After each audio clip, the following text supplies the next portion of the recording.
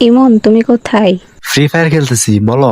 Game খেলো ভালো কথা, আকাম করে বেড়াও কেন? কি করছি আমি? কি করলাম মানে? তুমি বোঝো না তুমি কি করছো?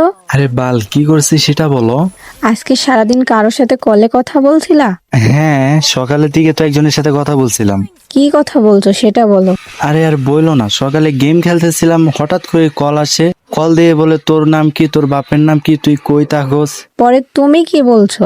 পরে আর কি বলবো, শুধু বলছি এই মাইয়ানাতি কল রাখ, গেম খেলার সময় ডিস্টার্ব করস।